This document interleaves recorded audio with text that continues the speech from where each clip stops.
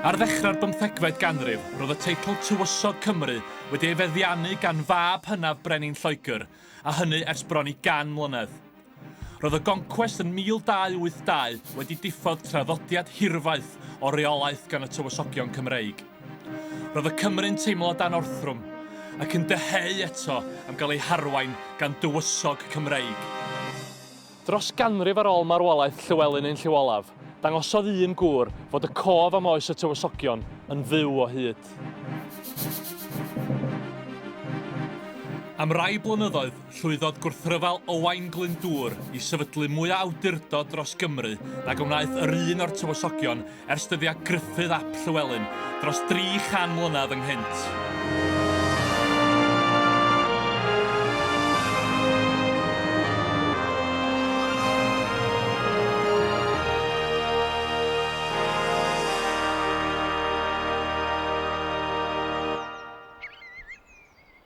Ar ddydd Iau, 15 o Fedi 1400, daeth criw o ddynion at ei gilydd yma yng Nghlyndyfrdwy, rhwng Corwen a Llangollen. Pwrpas y cyfarfod oedd cyhoeddi Owain ap Gruffydd Fychan, neu Owain Glyndwr, yn ddim llai na Thywysog Cymru. Roedd y cyhoeddiad yma yn her uniongyrchol i'r holl drefn wleidyddol drefedigaethol oedd wedi ei sefydlu yng Nghymru gan Edward y Cyntaf ar ôl marwolaeth Llywelyn ap Gruffydd yn 1282.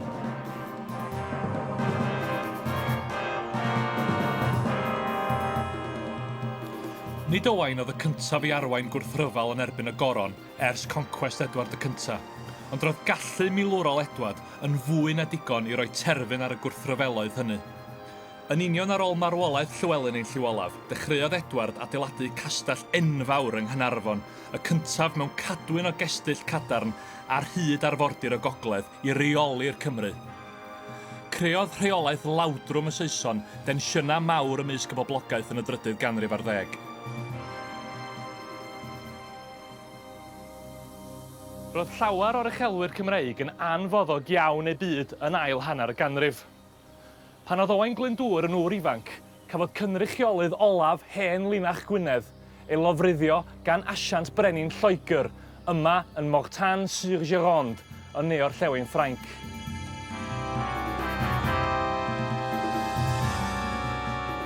Targed y llofrydd oedd Owain ap Thomas ap Rhodri, neu Owain Lawgoch. Roedd o'n or-nai i Llywelyn ein Llyw Olaf, ac mi fuodd o'n ymladd hefo milwyr eraill o Gymru ar ochr Ffrainc yn erbyn Lloegr yn y rhyfel 100 mlynedd. Mae'n debyg iddo dderbyn yr enw Llawgoch oherwydd y brychni haul ar ei ddwylo yn hytrach na bod ganddo ddwylo gwaedlyd. Cafodd ei eni tua 1330 a'i fagu y tu allan i Gymru yn nhu ei dad, Thomas. Mae archeolegwyr wedi darganfod gweddillion ei gartref yn Tatsfield, pentref bach yn Surrey, rhyw 20 milltir i'r de o ganol Llundain. Roedd ei daid, Rhodri ap Gruffydd, wedi gwerthu ei hawliau teuluol yng Ngwynedd i'w frawd Llywelyn ein Llyw Olaf ac ymsefydlu yn Tatsfield. Mae Rhodri yn prynu Mainor Tatsfield yn 1319. Bod o'n marw rhyw 6 mlynedd yn hwyrach, mae fab o Thomas yn byw yna mor aml yn 1332, mae'n cael ei gydabod fel Thomas de Tatsfield.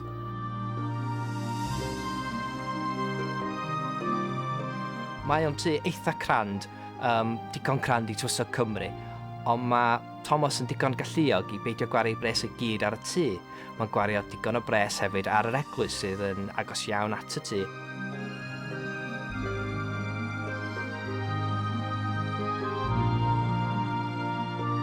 A mae'n hefyd yn rhoi gwydyr newydd i fewn yn y ffenestri ac yn neud i lle edrych fel, bron fel llys Cymru yn Lloegr. A phan gafodd llawr newydd ei osod yn yr eglwys yn 1963, cafwyd hyd i esgyr yn 2 gorff wedi ei claddu ger bron yr allor.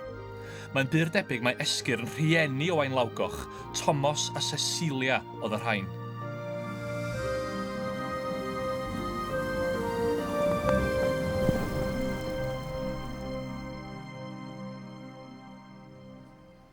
ei fod wedi ei fagu yn Lloegr a Ffrainc, roedd Owain Lawgoch yn ymwybodol iawn o'i dras.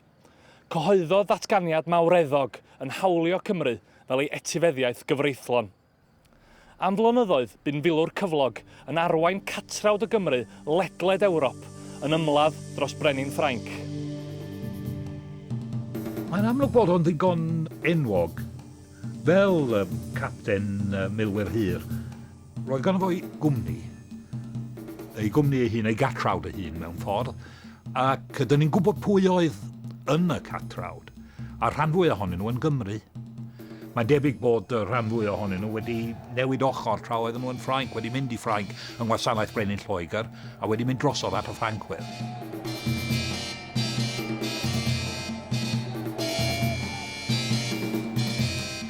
Roedd Owain Lawgoch a'i gatrawd yn enwog ar draws cyfandir Ewrop am ei gallu milwrol ac wedi ymladd am blynyddoedd yn Ffrainc, Sbaen a'r Swistir.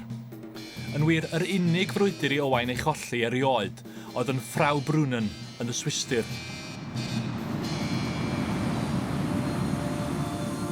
Mi geisiodd Owain Lawgoch ddod yn ôl i Gymru ddwy waith i hawlio ei etifeddiaeth, a hynny gyda chymorth brenin Ffrainc. Chwalwyd ei lynges gan stormydd y tro cynta, ac mi fethodd a hwylio ymhellach na Ynys Guernsey i'r aildro.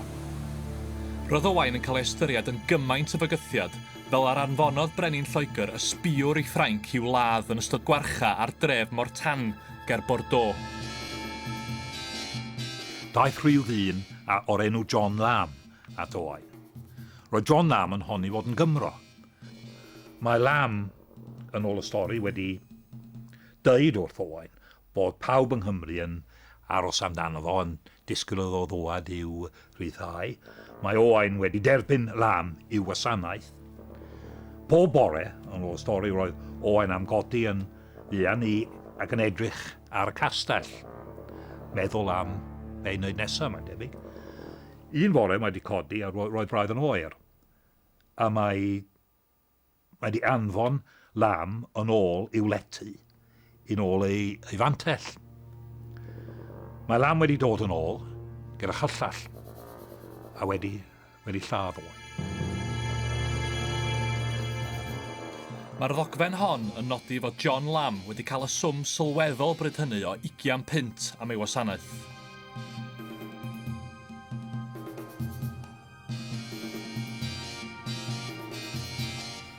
Yn 2003, codwyd y gofeb yma i gofio Owain Lawgoch yn y pentre lle cafodd ei lofruddio. Yn ironig ddigon, daeth llinach Llywelyn ein Lliw Olaf, Llywelyn Fawr, Gruffydd ap Cynan a Rhodri Mawr i ben nid yng Nghymru, ond ar lannau Afon Gironde yn Ffrainc.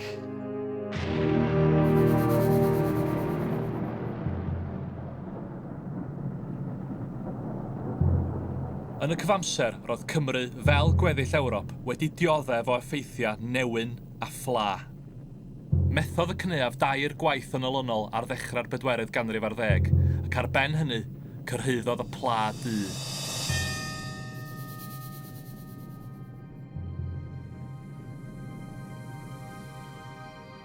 Pan ni'n edrych ar y cyfnod rhwng 1300 a 1400, os ydym ni'n chwilio am y digwyddiad canolog, os dim dwywaith, mae'r pla di, mae'r wolaeth fawr yw hwnnw. Ac debygrwydd yw bod rhywbeth fel treian poblogaeth Ewrop, sôn am rhywbeth fel 20 miliwn, wedi marw mewn mater o fusodd ynte. Mae obligadau hynny yn arthrol o arswydus. Eich chi yn cael hefyd rhyw obsesiynau milflynyddol, eich chi'n be mae Duw wedi wneud, beth yw'r arwyddion hyn, rhyw ddiddordeb mewn proffwydoliaeth ac arwyddion ac ysbrydion ac yn y blaen. Mae e gyd yn, fel bydau yn rhoi cyfeiriad gwahanol i gymdeithas. Na mae e yn newid cymdeithas mewn ffordd gwbl sylfaenol.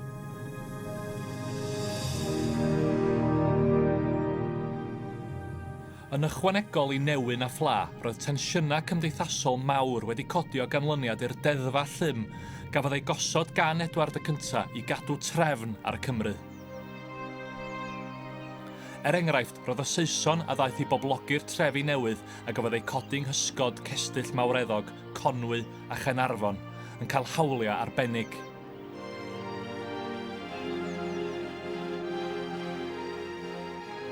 Wel, oedd yna nifer o elfennau wrth gwrs i Conquest.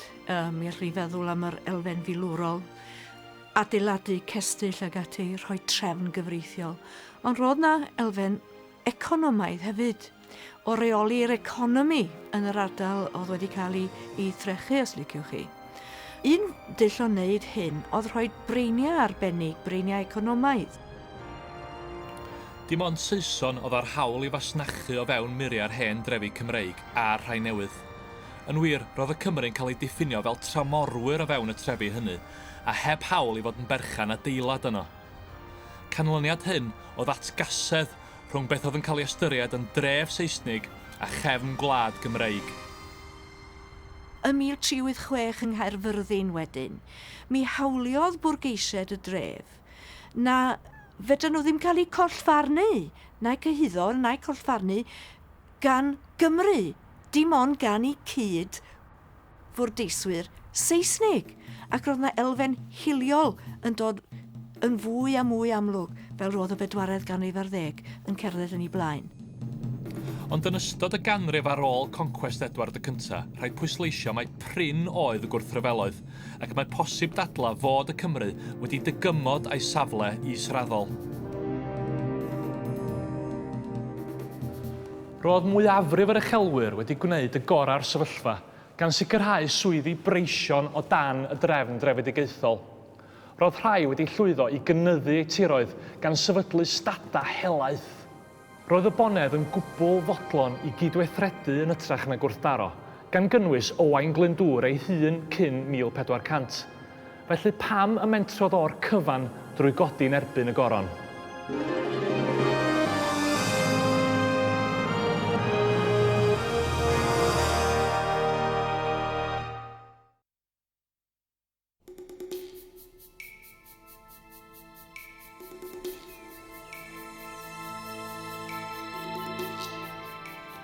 Ym 1400, roedd Owain Glyndwr yn ei 40au cynnar. Roedd o'n arglwydd ar diroedd helaeth yng ngogledd-ddwyrain Cymru a Cheredigion.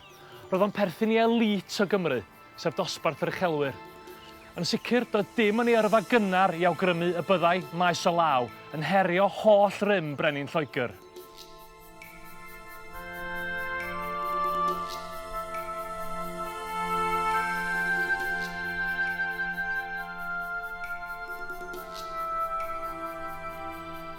Mae'r artist Ifor Davies yn llunio dehongliad o Owain Glyndwr yn ei stiwdio ym Mhenarth. Wy'n ceisio dangos Owain Glyndwr yn dryched yn gryf ac yn grac. Mae 3 darn o barddoniaeth amdano wy'n abod gan Iolo Goch. Un ohonyn disgrifio ffordd mae'n gwisgo helm, oedd e'n gwisgo helm wen gyda phlifyn Affrica. Hynny yw phlifyn yr flamingo.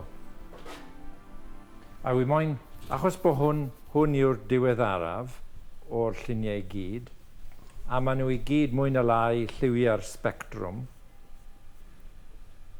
wy moyn hwn fod yn wen, ac rhai o lliwiau'r spectrwm ynddo, mwyn bod yr wythfed.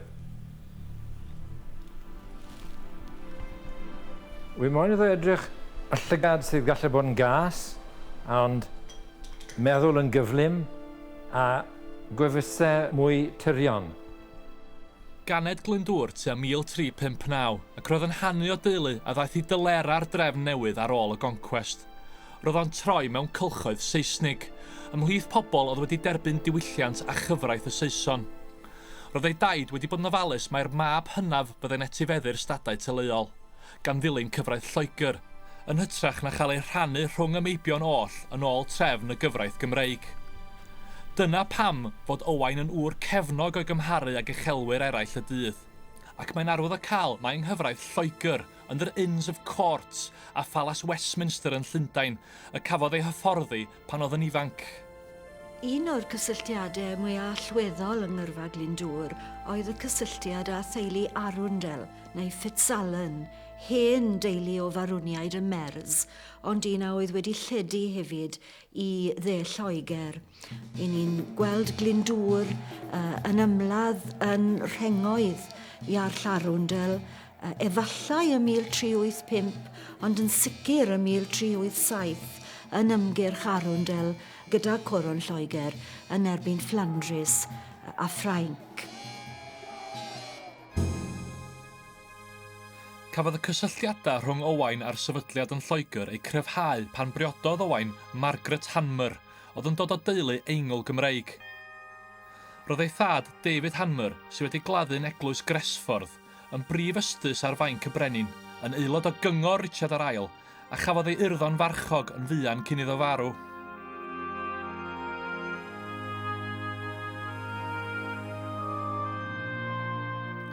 Roedd teulu'r Hanmers yn pontio'r Gymdeithas Gymreig a'r Gymdeithas Saesnig.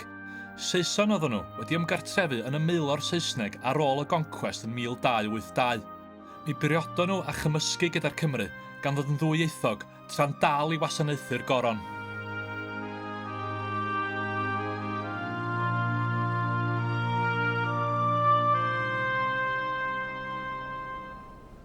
O ran ei gefndir a'i yrfa gynnar, roedd Owain yn enghraifft dda o uchelwr oedd wedi dod yn rhan o'r drefn drefedigaethol yng Nghymru.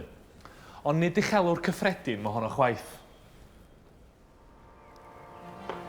Drwy gyfuniad o rwystredigaeth bersonol ac ymwybyddiaeth ddwys o'i dras, gwnaeth benderfyniad tyngedfennol i geisio dymchwel y drefn a sefydlu tywysogaeth Gymreig newydd.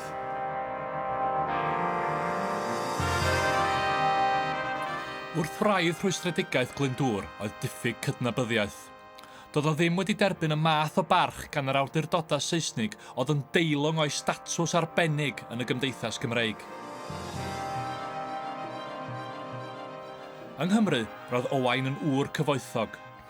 Heblaw am ei gartref yn Sycharth, roedd ganddo stad helaeth yn ardal Glyndwrdwy, ble byddai'n mynd i hela. Mae olion y tŷ hwnnw i'w gweld hyd heddiw mewn cae ar fin y ffordd sy'n arwain i bentref Glyndwrdwy.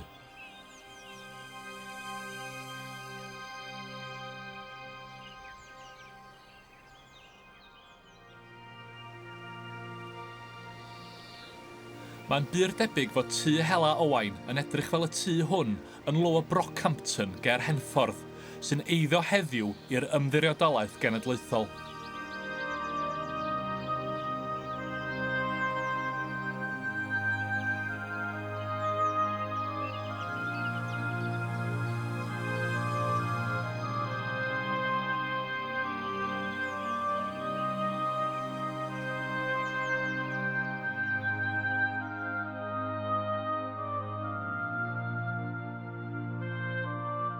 Roedd llys Owain Glyndwr wedi ei leoli yn Sycharth, rhyw 15 milltir i'r de o Lyndwrdwy.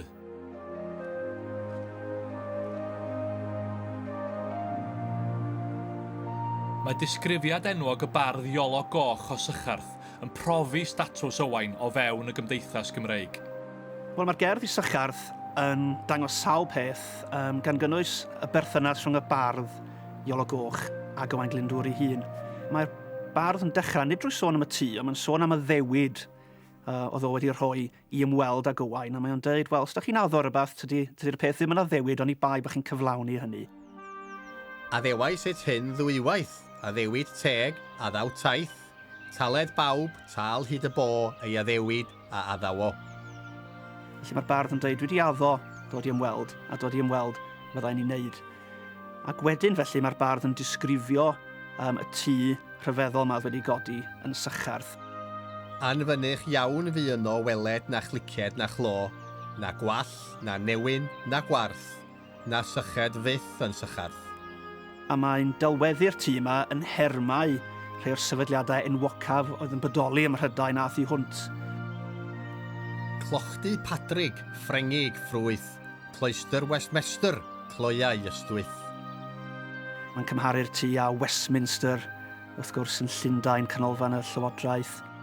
Siopau glân, gwlys gynnwys gain, siop lawndeg fel siep Lundain. Mae'n cymharu'r tŷ yma gyda sheb neu cheapside yn Llundain, sef y farchnad fwyaf pwysig yn yr Oesol Canol. Mae'r beirdd yn gyfarwydd iawn â Llundain yn mynd i siopa. Ac mae cymharu'r llys a sheb yn dangos y cyfoeth a'r adnoddau oedd yna yn y llys.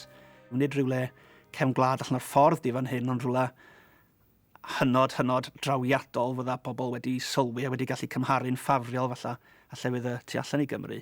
Ac yn goron ar y cyfan, wrth gwrs, mae Owain ei hun. Mae gwaith archeolegol diweddar ar safle Sycharth wedi darganfod lleoliad gardd y llys. Yn ychwanegol, darganfuwyd olion o'r ffordd oedd yn arwain at y tŷ, sef yr union ffordd y byddai iolo goch wedi ei throedio tra'n barddoni.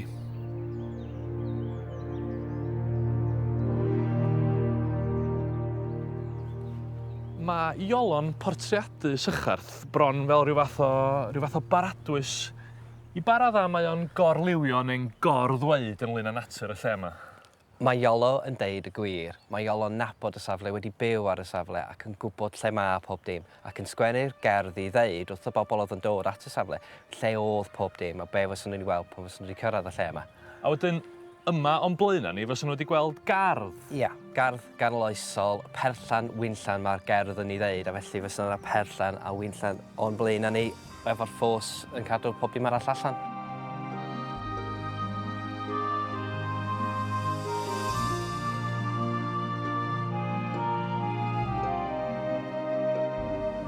Felly pa fath o bethau ydych chi wedi darganfod ar y safle yma? Wel, mae gennych chdi darn o gychenwaith o'r 15 ganrif. Wel, tu Oes Glyndwr, dyna'r fath o beth fysa wedi dod o cwrw o Amwythig, a dyna ni'n gwybod amdan hynna, mae'n cael ei sôn amdan yn y gerdd, y cwrw yn dod o Amwythig. Be mae'r gwaith da chi wedi wneud yma yn dweutha ni ynglyn â'r safle doedden ni ddim yn ei wybod o'r blaen? Y peth oedd ni ddim yn dall o blaen o sut oedd y gerdd yn gweithio. Ar ôl defnyddio'r gerdd yn fanwl gywir y ffordd oedd chi fod i ddefnyddio fo, mae'n deud wrthyn ni prin ffordd i ddod mewn, pa fath o dyladau oedd yma, lle oedd pob dim di lleoli. A fedrwn ni fel archeolegwyr dod mewn a tyllu a safleoedd ar ôl dall lle oedd nhw efo'r gerdd. Felly ydych chi'n defnyddio'r gerdd fel rhyw fath o rhyw fap? Yn hollol fel map, a fysa'r map fysa y pobl yn Oes Glyndwr yn dall hefyd. Fysa hein wedi clywed y stori mae'n cael ei ddeud mewn llefydd eraill y cestyll eraill o gwmpas y lle yma.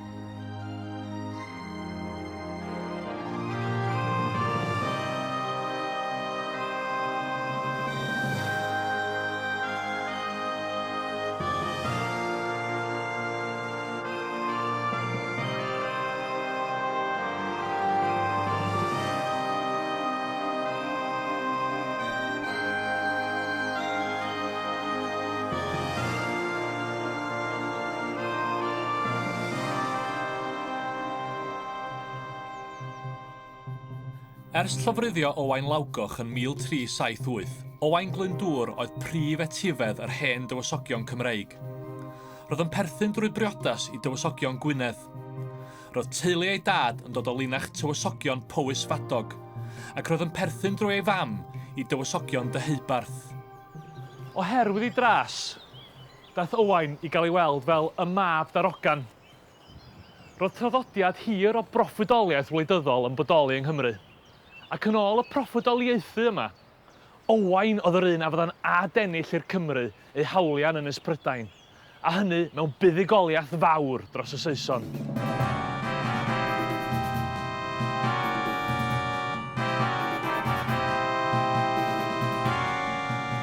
Fod Owain yn hoff o ffasiynau pensarniol diweddaraf ei oes a bod ganddo gysylltiadau lu ar byd Saesnig, doedd hyn ddim yn golygu ei fod yn anwybyddu'r hen draddodiadau Cymreig. I'r gwrthwyneb, roedd Owain yn barod iawn i ddefnyddio proffwydoliaeth mwyn hyrwyddo ei achos ei hun.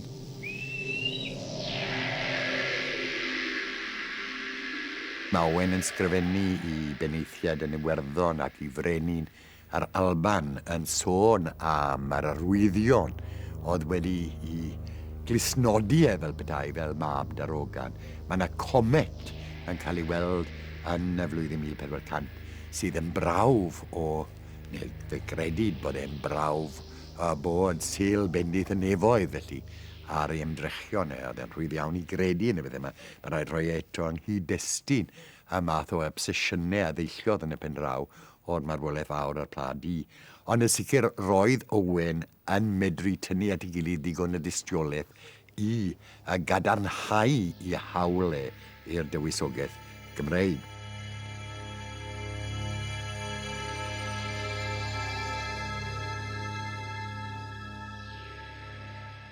Mae'r holl elfennau yma, gan gynnwys y proffwydoliaethau, aniddigrwydd y Cymru a newidiadau gwleidyddol anferth ar ddiwedd y 4yd ganrif ar 10, i gyd yn cyfrannu at danio gwrthryfel Glyndwr. Un o'r elfennau allweddol hyn oedd diorseddu Richard yr Ail a gwneud Henry Bolingbroke, Harri'r Pedwerydd, yn frenin. Dwi'n meddwl bod y diorseddu hun yn ddigwyddiad pwysig achos oedd yn rhyddhau pobl o deimlo bod arnyn nhw deyrngarwch i'r goron. Oedd yn rhai'n meddwl yn wir na ddylen nhw ddim cefnogi'r goron. Ac felly doedd cefnogaeth Harri'r Pedwerydd o fewn i deyrnas ei hun yn ystod y gwrthryfel, ddim yn llwyr a hollol.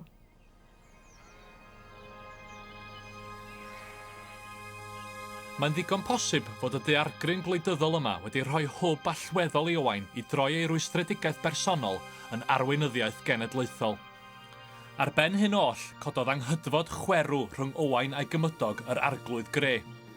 Unai am wys yr oedd Reginald de Grey wedi ei chadw rhag Owain fel na llai ymateb i gais y brenin i wasanaethu'n ei fyddin, neu am ddarn o dir ar y ffin rhwng tiroedd Gre a Glyndwr.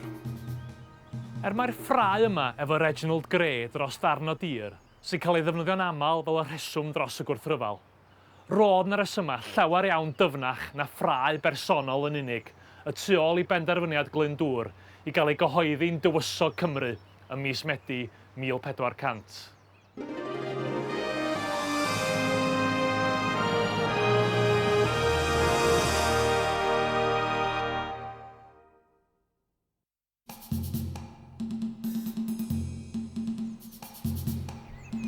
Gwrthryfel gogleddol o'r gwrthryfel Glyndwr i ddechrau, ond ymhen ychydig o flynyddoedd roedd wedi lledu drwy'r rhan fwyaf Gymru. Mae'n amlwg bod Owain wedi cynnig rhyw fath o ganolbwynt i rwystredigaetha y dyheadau llawer iawn ehangach yn y gymdeithas Gymreig. A'r peth cyntaf mae ddilynwyr yn gwneud yw ddyrchafiau yn dywysog Cymru na'r weithred gyntaf maen nhw'n wneud yng Nglyndwrdwy yn mis Medi 1400. Sydd yn braw bod y gwrthryfel wedi anelu at rhywbeth amgenach na protest lleol o'r diwrnod cyntaf bron. Yn syth ar ôl y cyhoeddiad, aeth Owain a'i ddilynwyr ati ymosod ar dref Rhuthun, ble roedd castell yr Arglwydd Gre. Mi roedd Rhuthun ar y pryd yn dre lewyrchus, mi roedd yna ddiwydiant gwlanen lewyrchus yn yr ardal. Dwi ddim yn meddwl i fod e'n wir i ni ddweud bod tre Rhuthun wedi i difrodi yn llwyr, ond yn sicr fe fi oedd yna gryn dipyn o sbeilio a lladrata oddi wrth y bwrdus drefwyr. O Rhuthun aeth cefnogwyr Glyndwr ati ymosod ar Ddimbych, Rhyddlan, y Fflint, Holt, Croesoswallt a'r Trallwng. Ymosodiadau gyrila oedd yr rhain oedd mor effeithiol fel y credau'r Saeson fod gan filwyr Glyndwr a lluoedd goruwch naturiol. Ymunodd cefndryd Owain, sef Rhys a Gwilym ap Tudur o Ynys Môn yn y gwrthryfel, a chyflawni camp ryfeddol, sef cipio castell Conwy a'i ddal am 2 fis. Wel, wrth gwrs castell a godwyd gan Edward y cyntaf oedd Castell Conwy. Ac un anodd iawn i'w gipio trwy ddilliau milwrol traddodiadol, mae'n debyg. Ond oedd yna broblema yn y castell. Oedd y gwaith pren wedi dechrau pydru achos bod dŵr yn dueddol o ddod i mewn trwy'r to. A fel heddiw, roedd hi'n anodd iawn cael adeiladwyr i ddwad i wneud y gwaith. Ar ddydd Gwener y Groglith 1401, roedd mwyafrif y garsiwn yn yr eglwys gan adael dim ond llon dwrn o filwyr i warchod y castell. Mae groc ar y drws. A dyma'r ceidwad yn mynd, pwy sy'n na? O, da ni wedi dwad i drwsio'r gwaith coed, medda rhywun tu allan. Ac oedd hwn mor falch bod rhywun o'r diwadd wedi dŵad i wneud y gwaith, mi agorodd o'r pyrth, ac i mewn ar Cymru a chipio'r castell.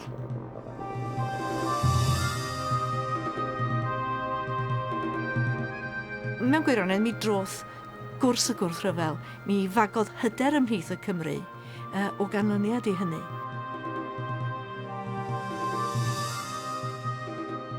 Yna enillodd Owain fuddugoliaeth nodedig ar fynydd Hyddgen yng Ngheredigion. Roedd y gwrthryfel bellach wedi symud o ogledd Cymru tua'r de. Daru'r rhan fwyaf o uchelwyr gorllewin Cymru mewn gwirionedd mor bell i lawr at y Ffryn Tywi, benderfynu ymuno â Glyndwr. Roedd y fuddugoliaeth yn ei wneud o'n gredadwy fel arweinydd os liciwch chi.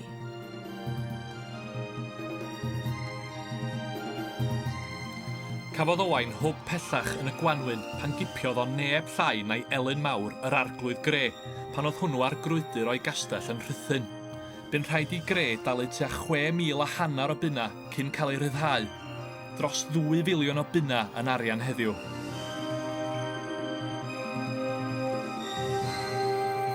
Yna cipiodd Glyndwr un o arglwyddi pwysicaf byddin Lloegr, Edmund Mortimer, yn dilyn buddugoliaeth weidlyd dros y Saeson, ym Mring Glas ger tref y Clawdd, tref Yclo, ar y ffin. Roedd y frwydr yma'n un allweddol yn hanes y gwrthryfel. Fe aeth yr ysgarmes yma wrth gwrs i mewn i fitholeg byddinoedd oherwydd yn ôl yr hanes fe lurguniwyd cyrff y milwyr Saesnig gan y Cymru.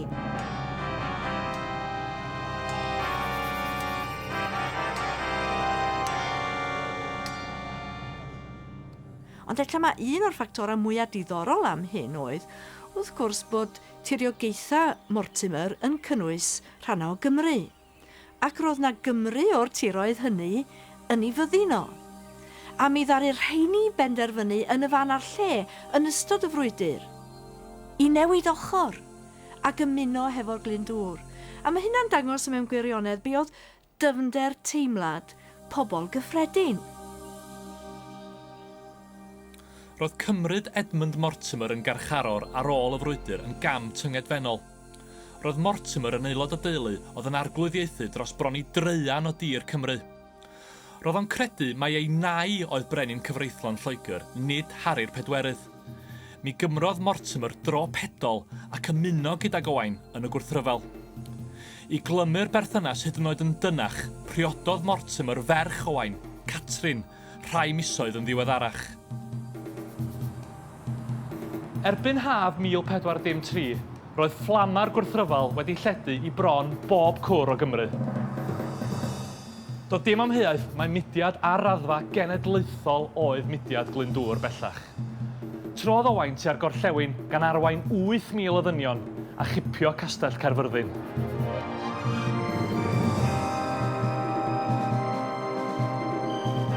Cyn bo hir, roedd Owain a'i fyddin yn ymosod ar gestyll Harlech, Caernarfon a Cricieth. Ar ei ffordd i Cricieth, bu lluodd Owain yn ymarfer gyda chatapultiau anferth a'r dŷ o'r enw Cefn y Fan ger Gardl Benmaen, oedd yn eiddo Ieuan ap Meredydd, un o gefnogwyr y brenin.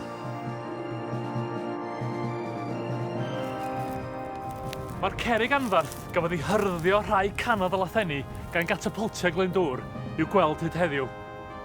Mi chwalon nhw furi ar tŷ, ac maen nhw yma byth.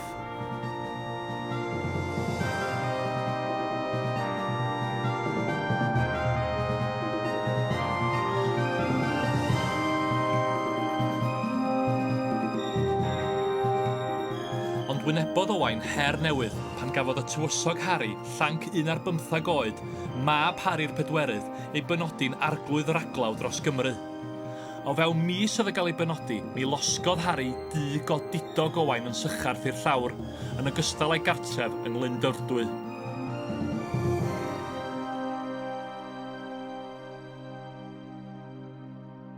Ond ym 1414, sefydlodd Owain gyngrau'r ffurfiol gyda'r brenin Charles y Chweched o Ffrainc, a daeth llongau Ffrengig i gynorthwyo ei luoedd wrth iddyn nhw roi cestyll Cydweli a Charnarfon dan warchau yn yr Hydref. Aeth ymgyrch Glyndwr o nerth i nerth. llwyddodd i gipio castell Harlech, un o symbolau pwysicaf goruchafiaeth Coron Lloegr yng Nghymru. Sefydlodd ei bencadlys yno ar ôl i sycharth gael ei losgi, ac yng Nghastell Harlech y cafodd archeolegwyr hyd i'r addurn hardd yma gyda arfbais Glyndwr arno. Mae'r darn i'w weld bellach yn yr amgueddfa genedlaethol yng Nghaerdydd. Ar ôl Harlech, cipwyd cestyll Aberystwyth a Chaerdydd, a chynhaliodd Glyndwr ei senedd gyntaf yn Machynlleth. Pan ni'n meddwl am syneddau yr oesoedd canol, yn enwedig syneddau Owain Glyndwr, lle oes dim record cyflawn, rhyw sylw'r baso yw llawer iawn o'r wybodaeth sydd gyda ni am Glyndwr.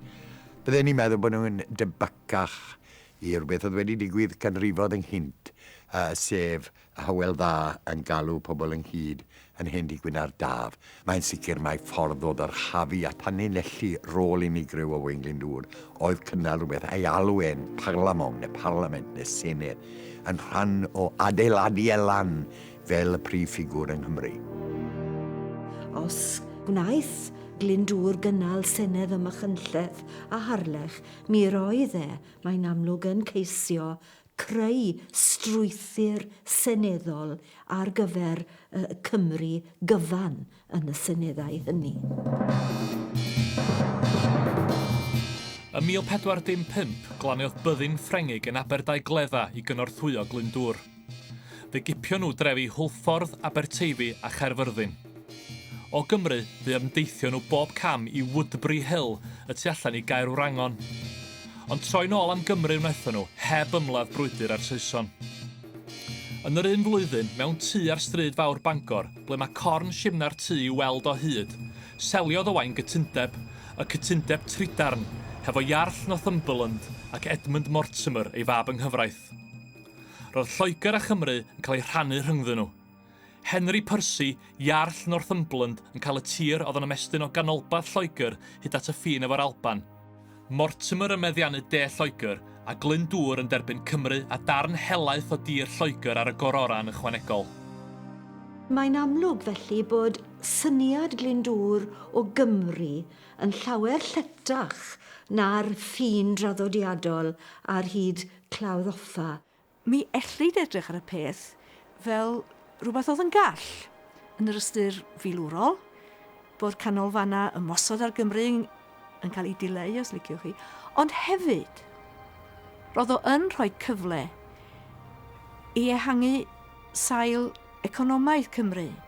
Roedd na dir llawer gwell, tir ar, fysa'n gallu cynnal a chadw Cymru mewn gwirionedd, heb ddibynnu cymaint ella ar gyfnewid. Felly, ella nad oedd y cynllun ddim mor wirion ac y mae rhai wedi ddehongli fo. Ond y gallai'r cytundeb Trydarn fod wedi newid map Cymru a Lloegr am byth. Daeth dim byd ohono, oherwydd mae methiant oedd gwrthryfel Henry Percy, Iarll Northumberland. Bu'n rhaid i hwnnw ffoi'r Alban am loches. Dioddefodd Owain ei hun golledion ym 1415 hefyd.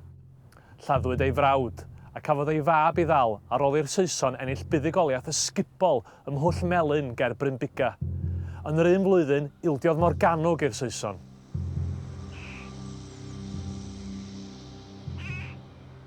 Erbyn 1416, daeth yn amlwg bod y gwrthryfel yn dirwyn i ben. Roedd cymunedau ledled Cymru yn cael eu cipio gan luoedd y brenin, ac mi chwalodd y gyngrair hefo Ffrainc. Cafodd y cestyll yr oedd Owain wedi ei cipio'n gynharach yn y gwrthryfel ei meddiannu eto gan y Saeson, gan gynnwys Harlech a hynny'n dilyn gwarchau weidlyd.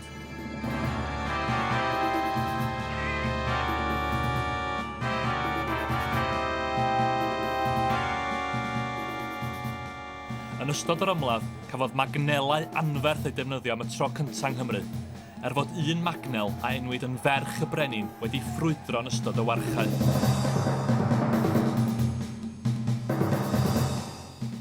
Ar ôl cwymp y castell, cafodd gwraig, merched a wiresa Owain ei dal a'i hebrwng i Lundain. Nid losgi oedd y gwrthryfel bellach.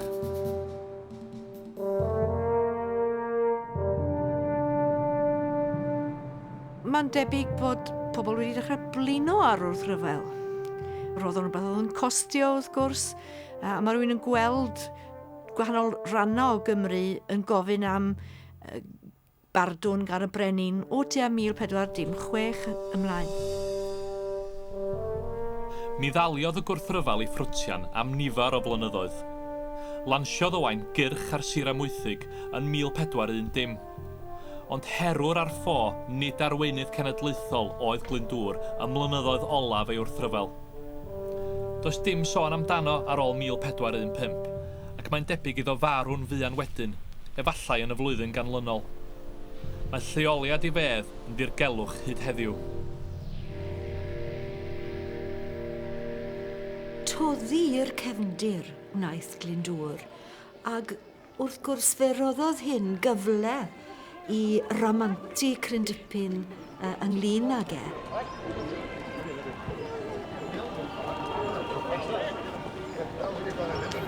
Mewn ffordd mae Glyndwr yn rhyw fath o ddalen agored y gallwch chi sôn amdano fe sgrifennu be fynnwch chi mewn gwirionedd arni hi. O gofio nerth teyrnas Lloegr, does dim syndod bod Owain wedi methu yn y pen draw. Y rhyfeddod ydy fod o wedi llwyddo cymaint. Am chydig flynyddoedd, llwyddodd i gael gwarad ar reolaeth y Saeson dros Gymru bron yn gyfan gwbl.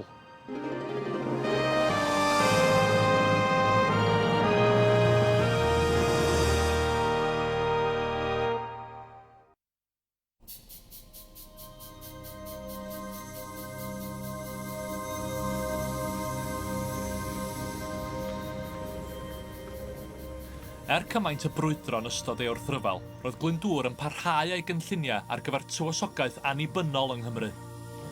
Mae dogfen yn archifdy cenedlaethol Ffrainc ym Mharis yn brawf o hynny. Ar ddiwrnod ola Mawrth 1416, danfonwyd y llythyr yma o bennal y Meirionnydd at y brenin Charles y Chweched o Ffrainc. Prif ddiben y llythyr o trosglwyddo teyrngarwch Cymru o'r pab yn Rhufain oedd yn cael ystyried yn rhy bleidiol i'r Saeson yw wrthwynebydd y pab Bened y 13 oedd ei bencadlys yn Avignon, Ffrainc.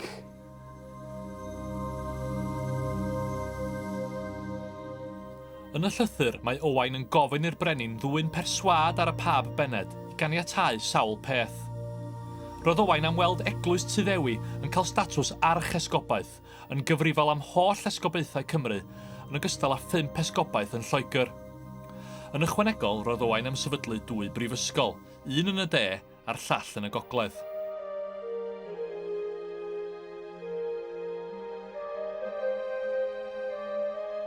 Dyma brawf eglur bod Owain yn arweinydd gyda gweledigaeth ar gyfer y dyfodol. Tra'n dal i ryfela efo'r Saeson, roedd eisoes wedi dechrau cynllunio ar gyfer tywysogaeth Gymreig annibynnol. Roedd Owain Glyndwr yn gwbl hyderus ei fod yn olynydd i'r tywysogion hynny fy'n ceisio rheoli Cymru cyn conquest Edward y Cyntaf. Roedd yn gallu olrhain ei acha i deuluodd tywysogion Powys, Deheubarth a Gwynedd. Felly, os ydych chi'n edrych ar pwy oedd ar gael yng Nghymru fel posibilrwydd ar gyfer sicrhau ailgreu'r dywysogaeth, Owain Glyndwr yn ddiau oedd yr ymgeisydd penagysgwydd yn uwch neu'n rhywun credadwy arall.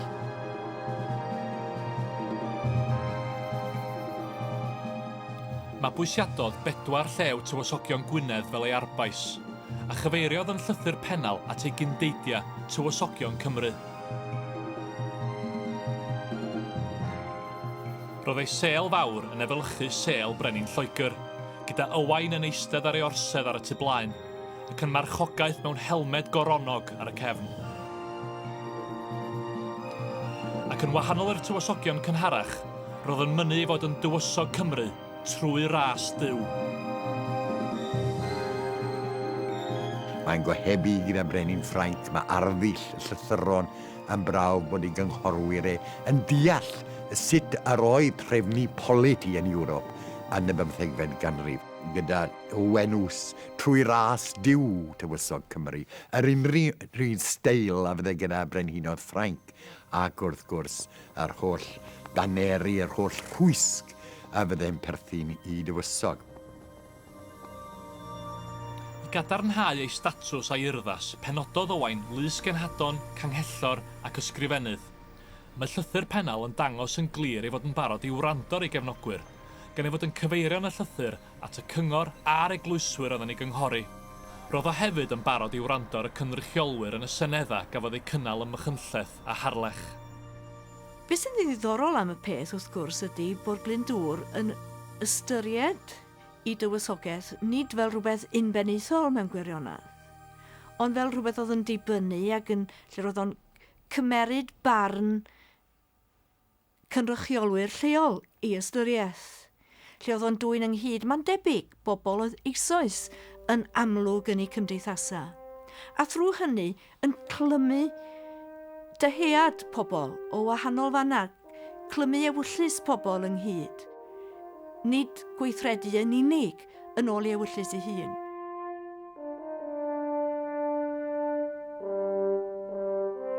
Dyn a geisiodd ymddwyn fel tywysog Ewropeaidd cyfoes ar ddechrau'r 15fed ganrif oedd Owain Glyndwr. Hynny, does dim amheuaeth na chafodd y blynyddoedd o ryfela dinistriol effaith andwyol ar economi'r wlad. Yn ôl yr hanesydd o'r ail ganrif ar 15, Sir John Wyn o Wydyr, roedd Glyndwr wedi creu'r fath ddiffeithwch fel bod glaswellt yn tyfu ar sgwâr y farchnad yn Llanrwst a cheirw'n pori'n y fynwent. Ond os na fy'r gwrthryfel ei hun yn llwyddiant, roedd Glyndwr y dyn wedi uno trawstoriad eang o Gymru, o'i gyd-uchelwyr i werinwyr cyffredin. Cafodd ei dderbyn fel arweinydd cyfreithlon y Cymru. Roedd y gwrthryfel yn un poblogaidd yng ngwir ystyr y gair.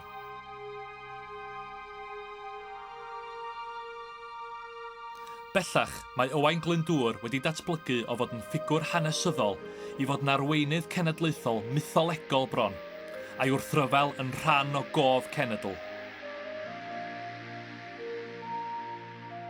Un arwyddocad pwysig i wrthryfel Glyndwr yw'r ffaith i fod e wedi rhoi i ni gof am wlad a fedrodd gynnal gwrthryfel am yn agos i 15 mlynedd. Mae gyda ni gof o genedl yn ei harfau. Cof, os mynwch chi, o derfysgaeth hefyd. Ond yn sicr y mae hwn yn elfen bwysig yn yr rhodd a ddaeth i'r cenedlaethau a'i dilynodd. Mae'r llythyr a luniwyd i hala i Frenin Ffrainc fel rhyw fath o agenda ar gyfer tywysogaeth ymreolaethus Gymreig yn ddogfen gwbl rhyfeddol. Dwi'n credu bod oeddi dim yn gallwch chi gymharu ag yn yr oesoedd canol o ryw fath o blueprint ar gyfer gosod y lan tywysogaeth. Mae'n eithriadol iawn. Felly oedd y rhagolygon yn eitha da, bydden ni'n meddwl, ac roedd y syniad o godi prifysgolion yng Nghymru, o greu sefyllfa ble fydde Tyddewin fath eto yn ei farnu yn archusgob creu rhywbeth o autonomi eglwysig i Gymru. Roedd rhain yn bethau oedd yn gwbl gyson a thueddiadau'r oes. Na, dwi'n credu allai fe wedi bod ar y brawf hynod o ddiddorol ac wedi'n cyfoethogi ni fel cenedl yn ddyrfawr iawn.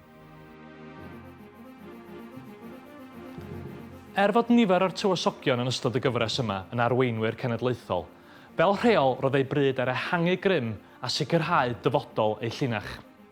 Roedd Owain Glyndwr ar y llaw arall yn arweinydd oedd yn ymladd dros rhywbeth ehangach yn ogystal. Yn ôl yr hanesydd J. Lloyd, Glyndwr oedd tad cenedlaetholdeb Gymreig fodern. Ond os y llwyddodd i atgyfodi'r freuddwyd o dywysogaeth Gymreig oedd yn bodoli cyn 1282, y fo hefyd oedd y tywysog olaf. Roedd methiant Glyndwr i ffurfio gwladwriaeth Gymreig allan o fflamau gwrthryfel yn cloi pennod hir yn hanes Cymru.